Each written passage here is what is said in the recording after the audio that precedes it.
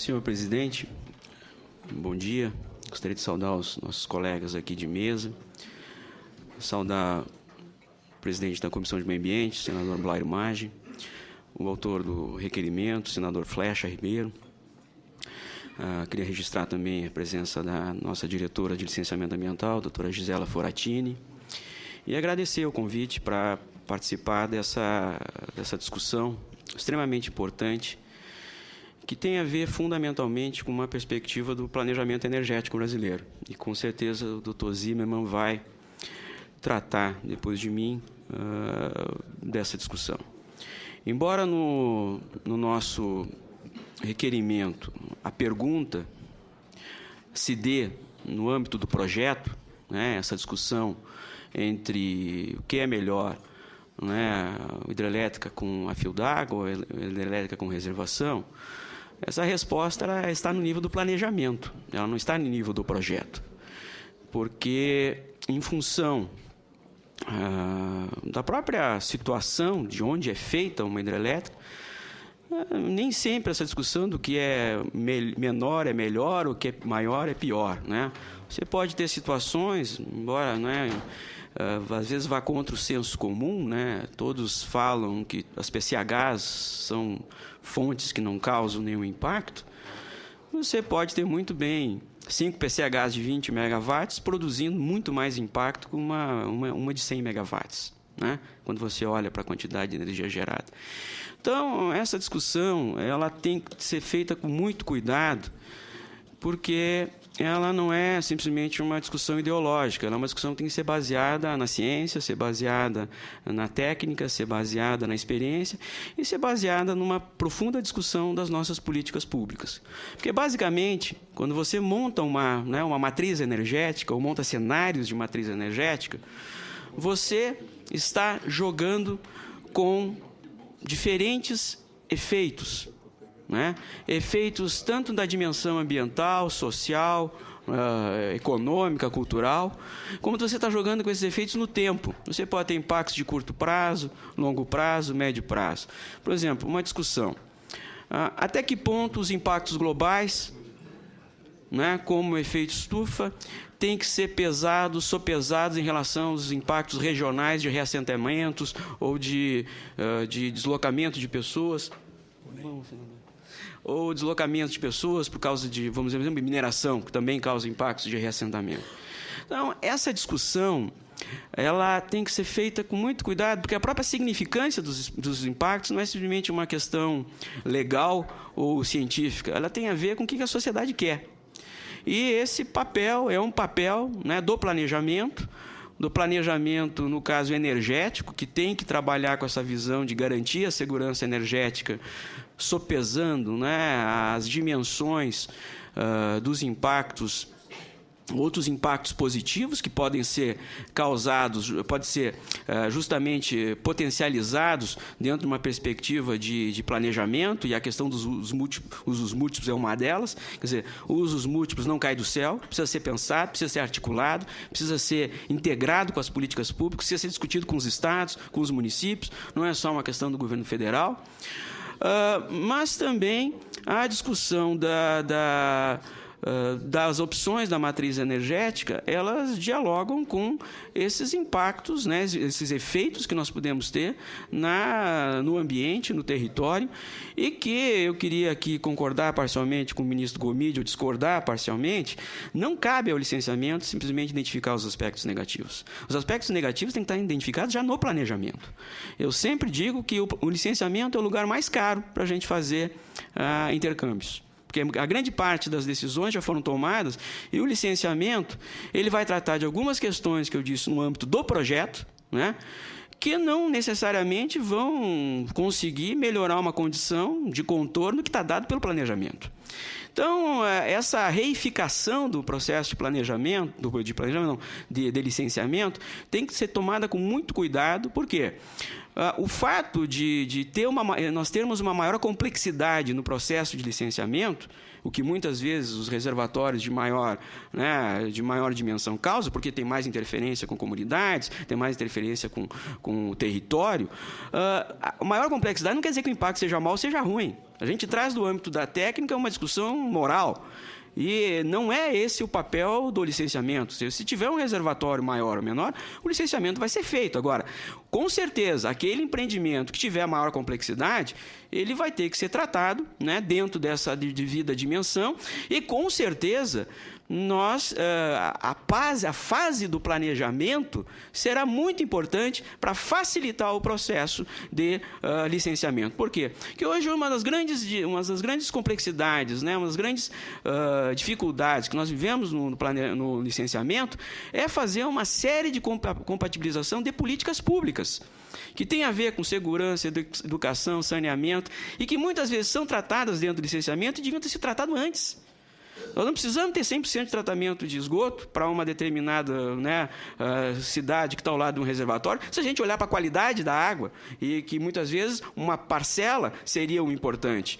Mas, muitas vezes, se traz uma discussão de saneamento, de segurança, de educação, toda para dentro de um projeto. E não é só hidrelétricas, nós temos com rodovias, nós temos isso com portos, nós temos isso com todos os empreendimentos.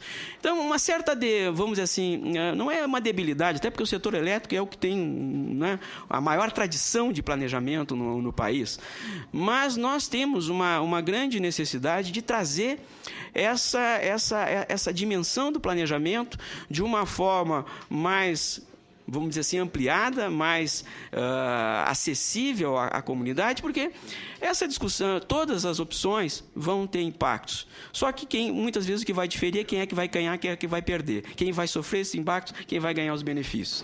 Essa é a grande discussão, e essa discussão não é uma discussão do licenciamento. Essa é uma discussão da política, essa é uma discussão do planejamento.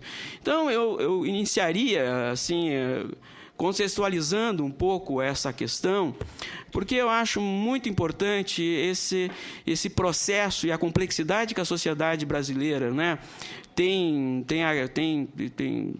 Brasil tem se transformado muito nos últimos anos, tanto no aspecto institucional, a estrutura de Estado, né, o papel do parlamento, o papel do judiciário, as demandas que estão sobre a sociedade, que a sociedade demanda, né, do Estado brasileiro, são cada vez maiores e necessitam essa visão de políticas integradas, essa visão de transparência, de controle social, que não se resolve simplesmente dizendo que você é contra, você é a favor. Existe um outro tipo de discussão que vem, né, sendo demandado pela sociedade, e a gente não pode se fazer cortes tendenciosos, né? Se eu quero valorizar um determinado tipo de geração, eu digo que o impacto global é mais importante. Se eu quero vilanizar esse dia, eu digo que o impacto local é mais importante. Todas elas terão impactos nas mais diversas dimensões e no tempo. E nós devemos fazer essa discussão de uma forma transparente, e as opções têm que ser claras para todos e por que nós estamos tomando essas decisões. O fato de não fazer essa discussão hoje necessariamente trará um custo, né, mais adiante, e o licenciamento, vou dizer para vocês, não será o espaço para resolver esses problemas, com certeza. Eu vou procurar fugir um pouco dessa discussão do que é melhor do que é pior, mas assim, eu queria dar alguns exemplos. O que nós temos hoje lá, pela informação que eu tive aqui da nossa diretoria de licenciamento, nós temos 90 projetos de aproveitamento hidrelétrico, né, em desenvolvimento, temos 43 PCHs, e pelo Plano Decenal de Energia Elétrica 2021, nós temos cerca de umas 20 hidrelétricas aí que estão aí nesse horizonte 2017 e 2021, né, que estão já em processo de licenciamento, várias delas, uma grande parte, né, se localiza no norte, mas também temos várias no sul, sudeste, centro-oeste. Então, nós temos uma divisão, aí, uma distribuição dessas hidrelétricas, esses projetos aí, pelo território do Brasil como um todo.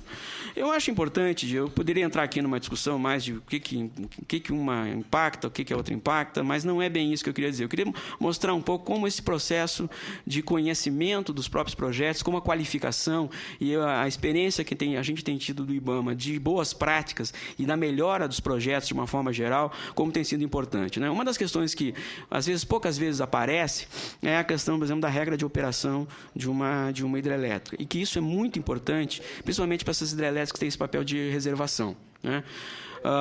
Nós vivemos hoje, né, sempre um tensionamento muito grande aí, por exemplo, acho que é Sobradinho, né, Zimmermann, que seguidamente a gente tem uma discussão, passa de 1.300 metros cúbicos por segundo para 1.100, tem toda uma discussão de compatibilização com navegação, com a captação de água. Então, todo ano acontece isso. Por exemplo, nós estamos tendo agora o licenciamento, por exemplo, de Belo Monte, tem vindo já com estudos de muitos anos da hidrologia, né, e da hidrodinâmica, em que nós poderemos trabalhar uma maior aproximação da operação da hidrelétrica com vamos dizer assim, o fluxo normal daquele rio sem a hidrelétrica. Isso é muito importante, porque essa dinâmica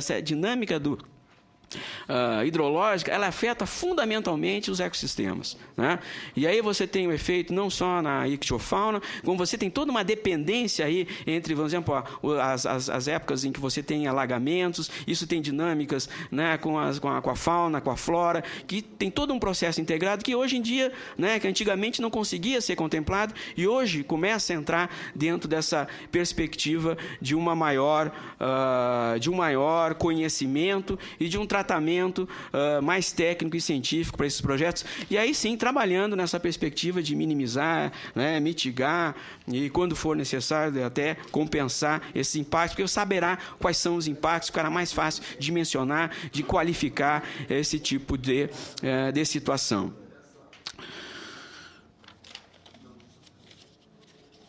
Deixa eu ver se tem mais alguma questão aqui que seria relevante, que eu tomei nota, que eu fiz um resumo da minha apresentação.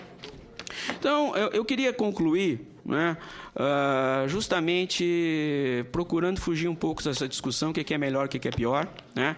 Essa discussão da usina hidrelétrica com o reservatório ou a fio d'água, ela tem sua relevância, ela é importante sob o aspecto, né, do projeto em si, mas a pergunta que está sendo feita aqui, a resposta dela não está no âmbito do projeto, ela está no âmbito do planejamento energético. E essa identificação, eu nem falo de impactos, né, mas de efeitos da nossa matriz energética, ela tem que ser avaliada e nós temos que tomar decisões. Porque se o Brasil tem compromissos de emissão de gases de efeito estufa, por exemplo, assumiu voluntariamente, onde é que nós queremos usar para suprir ou dar dar condições para a nossa sustentação econômica? A gente quer consumir isso no transporte, na geração de energia, aonde? No desmatamento, combate ao desmatamento, todos esses estão interligados. Agora, nós temos outras discussões que têm a ver com os impactos locais e regionais e de curto e médio prazo, que também são relevantes e que são, né, hoje os grandes elementos que têm causado instabilidade, né, nos processos de licenciamento, com a quantidade de recursos, com a quantidade de, vamos dizer assim, de disputas, né, judiciais que se estabelecem a partir de interesses que são contrariados e que muitos deles são legítimos e que deveriam ter sido minimizados já antes no planejamento. Tudo que a gente puder tratar antes, quiser compatibilização com a questão indígena, a questão ambiental, aspectos relacionados a políticas públicas de forma geral, são cada vez mais nós vamos ter uma exigência de um tratamento mais estratégico desse processo. Então, eu queria agradecer mais uma vez a oportunidade e depois me coloco à disposição para qualquer esclarecimento. Obrigado.